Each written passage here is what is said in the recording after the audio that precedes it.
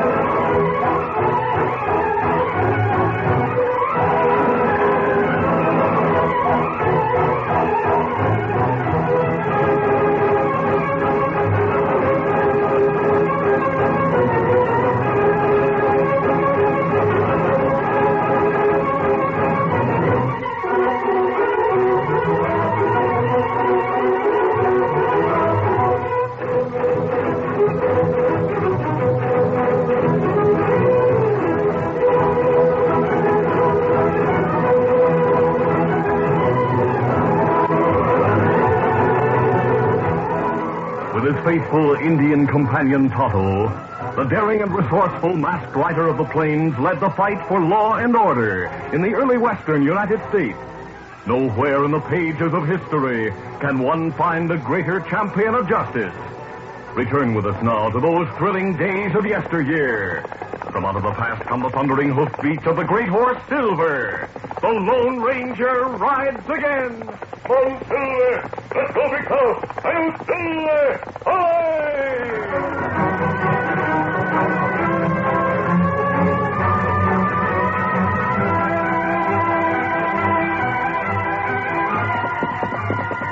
It was the hour before dawn. Tonto urged Scout up the draw to the top of the bluff, where the Indian ponies were bedded down, and the Lone Ranger stood beside the great horse Silver, looking down at the village in the valley. Oh, Scout, old fella. Easy, Scout, easy, fella. Well, Tonto, it's no good, Kimasabi. Thundercloud, not the valley. But didn't you tell him that Canfield was planning to massacre his whole tribe? Thundercloud say he make treaty with government. Blue Creek Valley belong to Indians. Indians promised to stay in valley. Thundercloud not leave. Didn't you tell him that troops were on the way from the capital? Thundercloud say troops not hurt Indians. If they were federal troops, he'd be right. But they're militia, raised by Canfield himself. They're his political followers. They've all been promised land in the valley after the Indians are wiped out. Tonto say all that. And he wouldn't believe you? Thundercloud say Governor not let Canfield hurt Indians. The governor's been recalled to Washington. Canfield's taken over in his absence. He's running everything. Thundercloud not understand. No. He's made a promise and he'll keep it. He can't understand such treachery. When he's convinced of it, it will be too late. All Indians die. We can't let that happen. The troops will march through that pass to the south into the valley. Indians in trap. There's a way out through the draw you just rode. Once they're up here, the Indians can escape to the hills. Them wait too long. Unless we do something. Thundercloud not listen to us. Words are no use. We'll have to substitute action. How you, me, stop 500 men? I think I know of a way. Horses, Tonto. Horses? Yes, these Indian ponies. Only Canfield's officers are mounted. Come on, we'll round up the ponies. Guide them to the opening of the draw, and then wait. The Indian ponies were driven into a compact group near the opening of the draw. They milled around for a while and then settled down to grazing as the sun rose above the eastern rim of the valley. The Indian village woke to life. An hour later, General Canfield rode through the South Pass, the militia marching behind him. As the Lone Ranger and Tonto watched, they saw Thundercloud raise an American flag above his lodge. Then he and several of the older braves started forward to meet the troops. Thundercloud carried a white flag. In a moment, the Lone Ranger's worst fears were realized. Canfield ordered the troops to halt. A single rifleman stepped forward, took aim at Thundercloud and his delegation, and fired. The distance was too great for accurate shooting. A brave to the right of Thundercloud dropped to the ground. Other braves jumped in front of the chief. Panic broke out among the Indians, and men, women, and children ran toward the lodges. The troops darted forward at the double. All right, Toto, let's go. Come on, let's go. The Lone Ranger and Tonto drove the herd of Indian ponies down the draw. The draw opened into the valley between the village and the pass. And when the level ground was reached, the yells of the Indians were enough to swing the herd toward the pass and the oncoming militia. The Lone Ranger and Tonto drove them on, shouting and shooting in the air. The troops broke ranks and ran to escape the thundering hoofs of the herd. The Lone Ranger and Tonto turned back to the village and pulled their mounts to a stop in front of Thundercloud's lodge. Now you believe what Tonto told you, Thundercloud? Canfield's great treaty. There's no time to argue about that. Get your people up the draw. Tell them to keep moving on into the hills. Manica! Romano! You have a few ponies tethered down here. Give me 20 braves to ride them. We'll hold the mouth of the draw until the rest of your people reach the high places. That's good. Thundercloud, do what masked friends say. Good.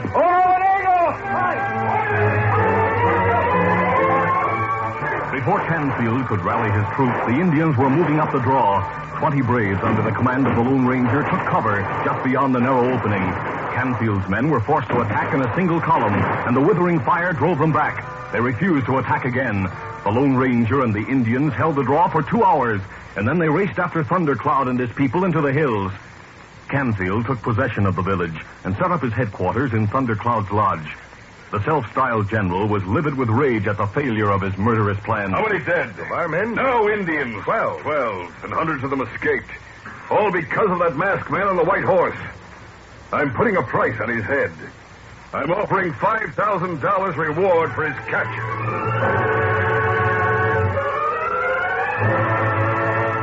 In the days that followed, Canfield carried out his plans. He proclaimed a state of war with the Indians. He placed the territory under martial law. He ordered the militia to shoot every Indian on sight.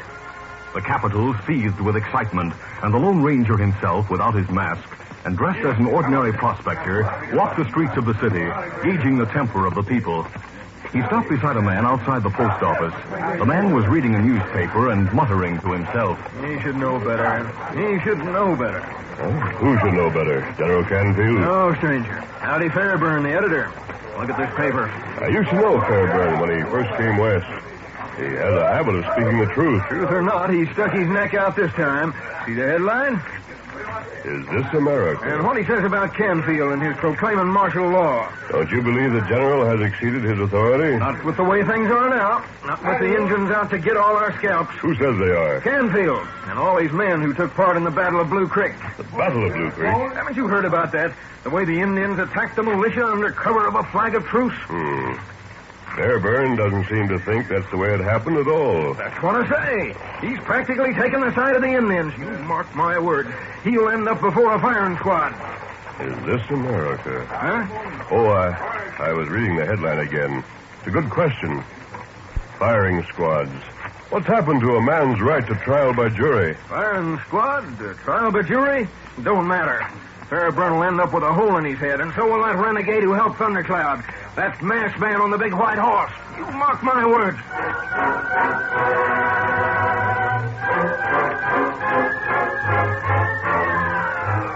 That same afternoon, Captain Hugh McNeil rode into the capital.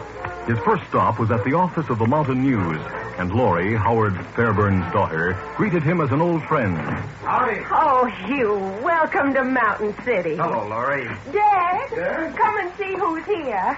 Oh, Hugh, I can't tell you how glad I am to see you. That goes for me, too. Hello, Captain. Hello, Mr. Fairburn. This is like old times. It is. You know, I asked for this assignment just so we could have a reunion. Assignment? You're to be stationed here? That's right. We're going to have federal troops. Well, no, not exactly. You're going to have me. Isn't that enough? I don't understand you. It's simple enough. The Army's sending rifles and ammunition for your militia to use. I'm here to act as a liaison officer between your General Canfield and the regular Army. Hugh, that's terrible. Why? General Canfield. Have you met him? No, I haven't reported yet. You sound as if he was some sort of a monster. He is. Well, he seems to have done a pretty good job of putting down this Indian uprising. Oh, tell him, Dad. Tell him what he's getting into. What's wrong, Mr. Fairburn? Everything. In the first place, Canfield isn't a soldier. He's a politician. He raised his regiment by promising every recruit he'd share in the gold and furs that were captured from the Indians. It's a regiment of riffraff, of roughnecks. Gunmen and thieves. They fought well. What about the engagement at Blue Creek? You can't make me believe it happened the way Canfield says it did. There was no ambush? I don't believe there was. Why not, sir? Because Thundercloud is an honorable man, for one thing. For another, it was a masked man who helped him and his people escape from the valley after the so-called battle. But you're not sure it's the same one, Dad. Reasonably sure. And he wouldn't be fighting with Thundercloud if the chief weren't in the right. What masked man are you talking about? Oh, you know him. When was it? 5-6 years ago when your troop rescued our wagon train from the Sioux? Yes. The masked man who brought you to our assistance. What? Well, that was the Lone Ranger. I'm convinced this masked man is the Lone Ranger. Here, Hugh. Here's the latest edition of the Mountain News. Read it. And you'll have some idea of what the situation is really like. This is the whole truth and nothing but the truth.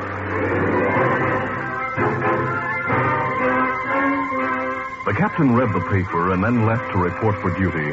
He returned to the newspaper office at 10 o'clock that evening. Lori and her father were locking up for the night. Mr. Fairburn. Yes? How soon can you get out of town? Do you have a horse?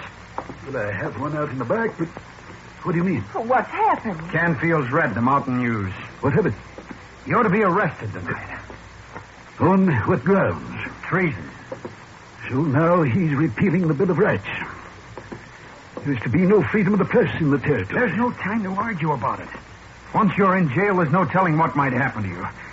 I agree that the man's demented. King Canfield. But he has a regiment to back him up. I won't run away. Oh, Dad. There's someone knocking at the back door. Could it be Canfield's men? No, they haven't left headquarters yet, and they wouldn't come to the back door. I'll see who it is. Hello, Fairburn. The masked man. It is. Howdy, mister. Hello, Captain. Heaven help us. Come inside. Don't you realize there's a price on your head? Yes, I've been reading all about it. How did you get here without being seen? Through the back streets. It's a dark night. Where can we hide you at? I haven't come here to hide. Your life's in danger, man. Yes, so is yours, Fairburn. I want you to leave town with me. I don't want to run away. You want to fight Canfield, don't you? That's what I mean. You can't do it from here. Our only chance is through Washington. You won't be allowed to use the telegraph here. Canfield has the office guarded. I've been trying to persuade him to leave. Canfield means to arrest him. That should settle it. How can you fight if you're behind bars? But, Laurie... I'll be all right. I'll take care of her. I'm telling you, there's no time to lose. They'll be here any minute. All right. I'll go with you. Good enough. Come on, then. Adios. Good luck to you both. Bye. Oh, Hugh, if only he can get away safely. He will. The Lone Ranger will take care of him. There they go. Now let's get this place locked up. I'll take you home. The front door. It's the militia. And Canfield's with them. Where's your father, Miss Fairburn? I don't know. Where is he? He's left town. You have as much chance of finding him as you have of finding the masked man. You're under arrest. What for? For aiding and abetting treason. Take her to jail, men. All right, don't any of you lay a hand on her. And you're under arrest, too, Captain. Well, you can't arrest me. I represent the United States government. We'll discuss that at your court-martial. All right, take them away.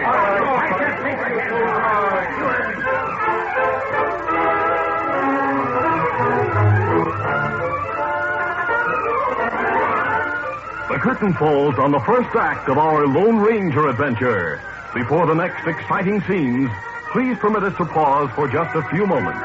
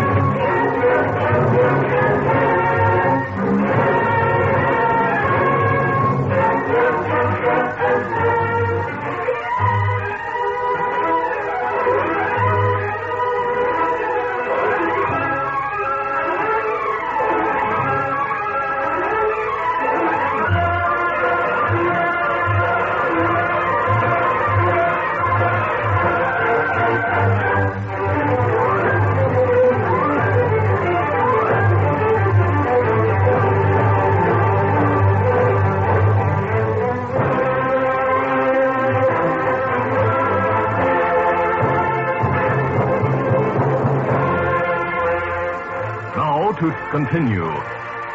After the Lone Ranger and Howard Fairburn left Mountain City, they stopped at the well-hidden camp where Tonto was waiting. And then the three men rode down from the foothills and across the Great Plain. Early the next morning, they reached a small settlement far to the east. Fairburn rode into town to send a telegram and returned in a few hours with a message. Just listen to this. Yes. From the Secretary of the Interior. Macklin has been relieved as governor. New Governor Alexander Kilgore now on way to territory. Should arrive at Cheyenne today. Will travel south by stage. Suggests contacting him at Capitol and making formal charges against Canfield on arrival. This couldn't be better. Kilgore's a good man. You know him? By reputation? Why, what's the matter? Canfield must have this news already. Yes, I suppose so.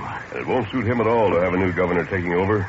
He wants the job himself. You'll never get it now. Unless something happens to Kilgore.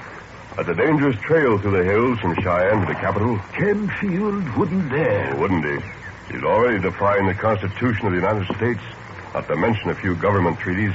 What's a hold-up and a murder? That's another crime the Indians will answer for. Yes, it's true.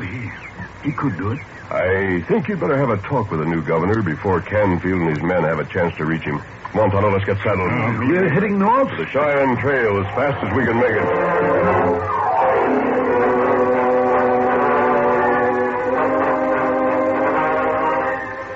2 days later, the Lone Ranger, Tonto, and Fairburn were standing beside their horses on a high ridge. Below them, they could see the Cheyenne Trail for miles, twisting and turning up a wooded slope. The masked man was studying a small cloud of dust near the foot of the ridge through his binoculars. That's the stage, all right. It not get up here for another hour. I'll stop the stage, get aboard, and you'll follow with my horse. Maybe you ride all the way to Capitol. That depends on whether the governor believes me or not. Tonto, take the glasses. This side of the hairpin curve, about half the way up. What do you see? There are men there. Indians? And look like Indians. But Tonto see horse, and their brand on hip. That's not Indian horse. Canfield's men dressed up like Indians. Yes, I think so. Do we have time to get down below the curve? You wait here, Fairburn. We'll need your horse. You're going to stop the stage before it gets to the curve? We can. Easy steady, big fella. You'll be able to see how we make out. Yes, here's the reins. Oh, thanks. Tonto show best way through trees. Get him up, Scout. Come on, Silver.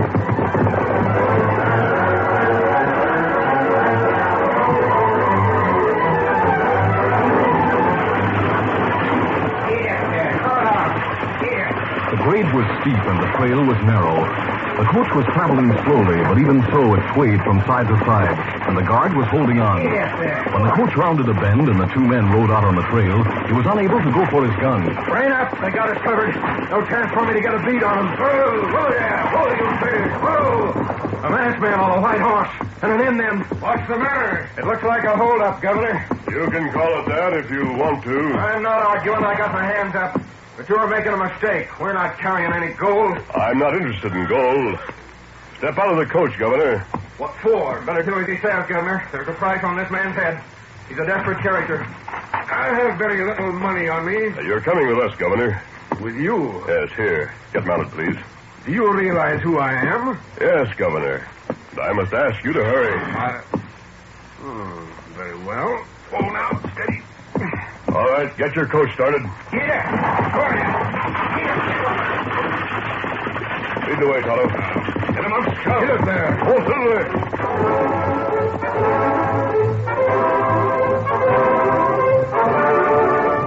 The governor spent that night in the mountain valley where Thunder Cloud had led his people. And as they sat around the campfire, he listened to the old chief, to Fairburn and the Lone Ranger. His anger at being taken prisoner seeped away, but he found it hard to believe the facts that were laid before him. This is your side of the story. Before I can reach any decision, I'll have to hear Canfield's. Will you let me leave now? Canfield will deny everything we've told you. That's right. And if you believe him, you won't live long, Governor. There were men on the trail waiting to kill you. The only men I saw were you and your Indian friend. Will you let me go? We haven't convinced you. I'm afraid not. Will you give us a chance to prove our case, Governor? How can you do that? Governor, what do you think would happen to Fairburn and me if we gave ourselves up? You'd be given a fair trial? No, Governor, no. I'd go to jail and the masked man would be shot. What do you think would happen to Thundercloud and the members of his council if they rode into the Capitol under a flag of truce? They'd be perfectly safe. Governor, would you ride with us to the Capitol tomorrow morning? Why, of course. Would you conceal your real identity? Conceal my identity? Yes. Would you let us stain your face and hands? Would you wear buckskin so that Canfield will think you're an Indian, that he has no reason to be afraid? Will you give him a chance to convict himself? Yes, I will. I must warn you that you'll be risking your life. You'll carry no weapons? No, none. Then there's no danger? We'll see, Governor. We'll start for the Capitol as soon as possible. We must get there just as dawn is breaking. That same night, long after midnight, the door of Captain McNeil's cell opened, and the captain jumped up from the wooden bench where he had been trying to sleep. Who's there? It's me, Sergeant O'Grady. I smuggled some good food in for the girl. She insisted I bring you some. You're a friend in need, Sergeant. I wish I could be a better one. You mean it? I wish I could set you both free. We're getting fed up with Canfield.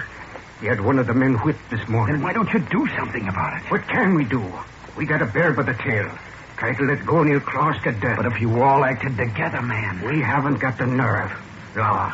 Each one of us is afraid of his own miserable hide. And me, too. Me and O'Grady. I'm scared. Sergeant. No. It's no good talking. Each of us.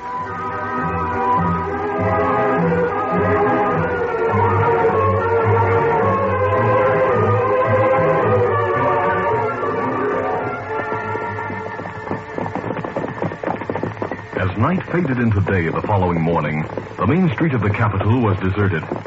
The Lone Ranger, Thundercloud, the governor, and the other members of the party rode slowly toward the white bulk of the government building at the far end of the street, a mile away. Thundercloud himself carried the flag of truce. Lige Stewart at the livery stable was the first to see them. His first shock was one of fear. Then he saw the flag of truce and realized the men were unarmed. In house after house, windows were raised, doors were thrown open, people poured into the street. By the time the procession had covered half the distance to the government building, it was being followed by a constantly increasing crowd. Guards came out of the Capitol and formed a solid rank of rifles in front of the building. The Lone Ranger and his companions rode straight toward them. At last, they pulled their mounts to a halt. Directly in front of the Capitol steps. The door of the building opened and Canfield stepped out, flanked by more riflemen. Thundercloud come to ask for peace. General tell Thundercloud what white men want Indian to do. Indian promise all white men ask. Indian want peace. Oh, so you want peace? Ah. What do you want, masked man? I'm here to face any charges that are against me. I want a fair trial. You took the new governor prisoner yesterday, didn't you? Oh, you might call it that. Where is he? As far as I know, he's here. Don't lie, you killed him. No, I didn't. It wasn't smart, masked man. I'm still governor, and I'll stay governor. You've been charged with treason already. Now I'm charging you with murder, and I'm finding you guilty. Without a trial? I say you're guilty, that's enough. Fairburn, you're going to jail. What's the charge against me? You'll be told later. But before I lock you up, I'm going to give you the pleasure of seeing this masked man and all your Indian friends executed. Thundercloud come here under flag of truce. What's that to me? The only good Indian is a dead Indian. And in 15 minutes, you're going to be one of the best. All right, grab them all, men. Drag them off their horses, tie their hands behind their backs, and line them up to be shot. Wait! The man's insane. What's that? Which one of you Indians said that? I did, and I'm not an Indian. This is stain on my face and arms. Look at my arm. A renegade, eh? No. The name is Alexander Kilgore. What? And I'm the governor of this territory. And here are my credentials. My appointment signed by the President of the United States. I thought that I was dead, and that you were free to govern as you please. To set aside every federal and territorial law. To commit mass murder. It's all the Indians deserve. It's only justice for the masked man. Justice? You don't know what the word means. But you're going to find out, Canfield. You're not going to do anything to me. These soldiers are my men, and they'll only take orders from me. I'm relieving you of your command. You can't. I'll show you. Guards, this man is an imposter. Shoot him with the rest of the traitors. Not a chance, Canfield. I saw the president's signature on that paper. This man's the real governor, and we're taking orders from him. You'll die for this, O'Grady. We'll all die if we don't get rid of you. Right, men? What are your orders, Governor? Take him to jail. Don't any of you dare lay a hand on me. If you'll excuse me, gentlemen, easy, steady, big fella. Just to make your work a little easier.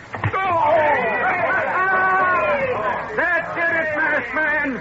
Drag him away. Now, how about it? 3 cheers for Governor Kilgore! Hooray! Hooray! Hooray! Men of Mountain City, thank you for your vote of confidence. I promise to discharge my duties in accordance with the laws of the territory and uphold the Constitution of the United States. I promise to safeguard your rights, and I promise you peace.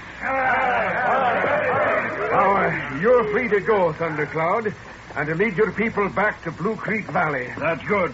Ronego! Tonto and I are free to go as well, Governor. Yes, indeed you are. With all my thanks. Thank you, sir. Easy, steady, big fella. Golly, honey. Are you all right? What's the matter? Oh, nothing now. We've been in jail since you left, Mr. Fairburn. The guards just let us out. And Canfield's taken your place. Yes. Governor, this is my daughter. And this is Captain McNeil of the United States Army. Oh, a pleasure. How do you do? We're so happy, Governor. So grateful. Oh, not to me. Your gratitude and mine belong to the masked man. Who is he, Fairburn? One of the greatest men the West will ever know. He is the Lone Ranger.